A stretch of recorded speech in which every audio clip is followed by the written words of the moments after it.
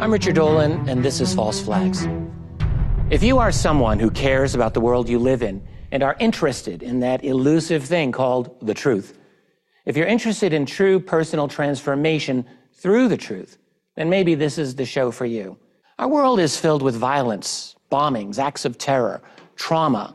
In watching or reading the news, we almost start to think this is the normal way things are supposed to be. What I think happens is that people watch the news, say CNN, Fox, or NBC, and they get to a point where they can't take it anymore. And then they just tune out. It's too confusing, too violent, too negative. You start to wonder, why put that into my life? Tuning out from the political is part of a larger symptom, the spread of a sense of hopelessness. Many people can feel this, even if they can't always see it or put it into words. It's a loss of control, a sense that the vehicle you thought you were driving is actually being driven by someone else.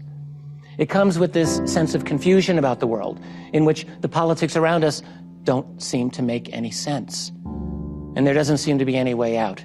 But what I am suggesting to you is that this is by design. The confusion, the hopelessness, it's not an accident. Maybe once, long ago, we might have believed that the political establishment was working for the people. Corrupt, sure, but more or less something that worked on behalf of the public. It's what our society still tells us every day, that ever so slowly we're moving toward greater inclusion, greater democracy, right? Well, maybe not. The confusion and hopelessness are no accident, and there is a reason for this. So this is a series on false flags and covert operations. Two questions probably come to mind. First, what's a false flag? And secondly, how do false flags and covert ops relate to what I've just been talking about? Well, let's talk about false flags and what they are.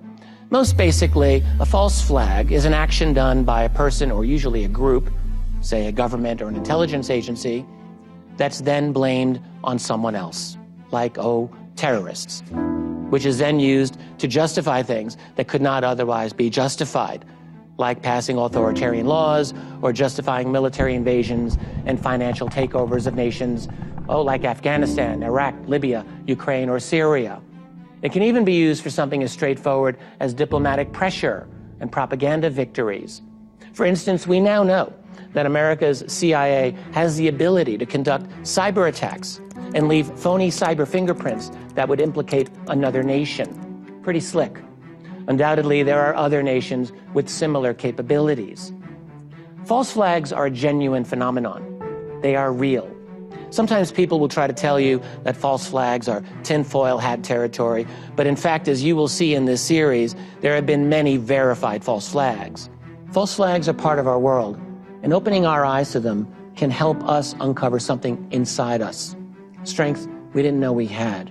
Insights that never came to us before. And the courage to evaluate our beliefs and lives in a way that can open the door for positive change, not just personally, but for society. Don't buy into the fear. It's about waking up.